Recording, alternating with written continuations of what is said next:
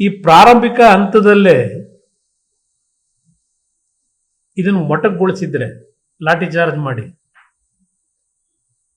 ಇಷ್ಟೆಲ್ಲ ಅನಾಹುತ ಆಗಿ ಕಾಂಗ್ರೆಸ್ನ ಕಾರ್ಯಕರ್ತ ಬಲಿಯಾಗ್ತಕ್ಕಂಥ ಅವಶ್ಯಕತೆ ಇತ್ತ?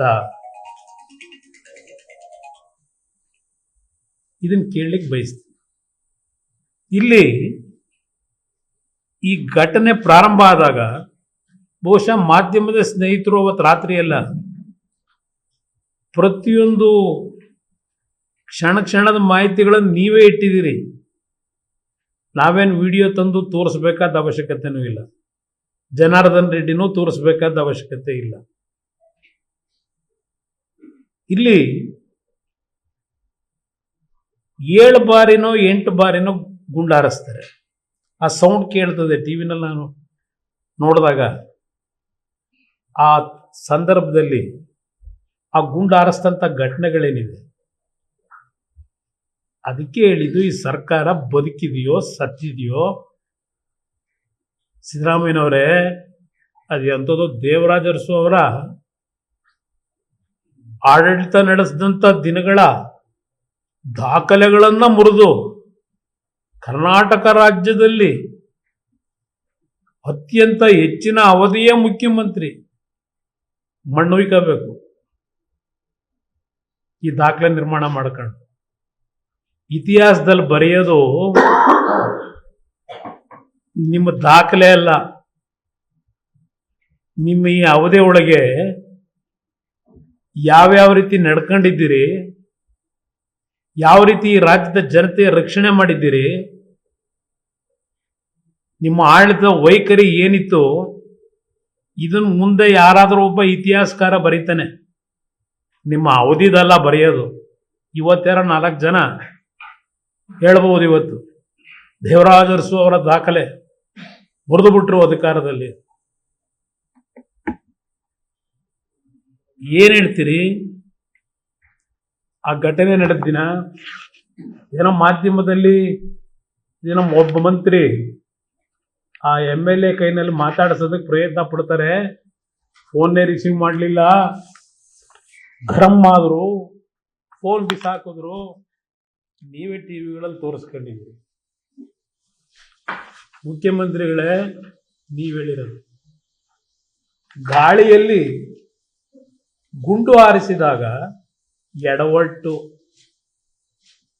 ಮುಖ್ಯಮಂತ್ರಿಗಳ ಹೇಳಿಕೆ, ಗಾಳಿಯಲ್ಲಿ ಗುಂಡು ಹಾರಿಸಿದಾಗ ಎಡವಟ್ಟು. ಬಳ್ಳಾರಿಯಲ್ಲಿ ನಡೆದ ಘರ್ಷಣೆಯ ವೇಳೆ ಸತೀಶ್ ರೆಡ್ಡಿ ಅವರ ಗಾಳಿಯಲ್ಲಿ ಗುಂಡು ಹಾರಿಸಲು ಹೋಗಿ ರಾಜಶೇಖರ್ ಅವರಿಗೆ ತಗುಲಿರುವ ಸಾಧ್ಯತೆ ಇದೆ ಎಂದು ಮುಖ್ಯಮಂತ್ರಿ ಸಿದ್ದರಾಮಯ್ಯ ಹೇಳಿದರು. Mister home minister, yesterday you told that you are going to announce CID inquiry. What kind of inquiry you are going to conduct as a home minister? ನಿಮ್ಮ ಮುಖ್ಯಮಂತ್ರಿಗಳು ಹೇಳ್ತಾವ್ರೆ, ಗುಂಡು ಎಲ್ಲಿಂದ ಬಂತು, ಆ ರಾಜಶೇಖರ್ ಗುಂಡು ಎಲ್ಲಿಂದ ದೇಹಕ್ಕೆ ಹೋಗ್ತು, ಇದು ನಾವು ಹೇಳ್ತಿಲ್ಲ, ಮಾಧ್ಯಮಗಳು ಹೇಳ್ತಿಲ್ಲ, ಈ ರಾಜ್ಯದ ಮುಖ್ಯಮಂತ್ರಿ ಹೇಳ್ತಾ ಇದ್ದಾರೆ.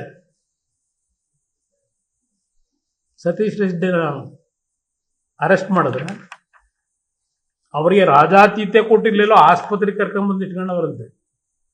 ಬಹಳ ದೊಡ್ಡ ಘನದಾರಿ ಕೆಲಸ ಮಾಡೋರಂತ ಸರ್ಕಾರದ ವತಿಯಿಂದ ಅವರಿಗೆ ಚಿಕಿತ್ಸೆ ಇಲ್ಲಿ ಕರ್ಕೊಂಬಂದು. ಸಮಗ್ರ ತನಿಖೆ ನಡೆಸಲು ಏನು ಸಮಗ್ರ ತನಿಖೆ ನಡೆಸ್ತೀರಿ ಸಿದ್ದರಾಮಯ್ಯನವರೇ? ಸಮಗ್ರ ತನಿಖೆ ನಡೆಸಲು ಹೇಳೋರಂತೆ, ಸೂಚಿಸಿದ್ದಾರಂತೆ. ಗನ್ ವೇಳೆ, ಘಟನೆ ವೇಳೆಯಲ್ಲಿ ಗಳಿಸಲಾದ ಗನ್ ಯಾರಿಗೆ ಸೇರಿದ್ದೆಂಬ ಬಗ್ಗೆಯೂ ತನಿಖೆ ನಡೆಸಲು ಸೂಚಿಸಲಾಗಿದೆ. 4 ದಿನ ಆಯ್ತು, 5 ದಿವಸ ಆಯ್ತು ಇವತ್ತಿಗೆ.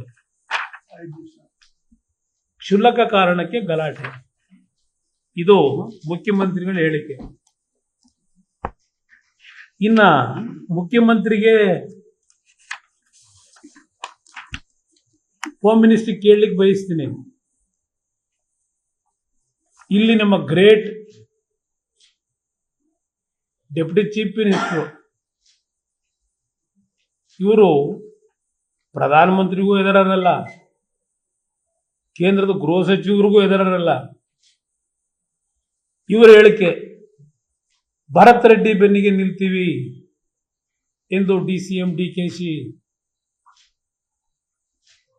ಇನ್ಯಾವ ತನಿಖೆ ನಡೆಸ್ತೀರಪ್ಪ ನೀವು? ಡೆಪ್ಟಿ CM ಹೇಳಿಕೆ ಇದು.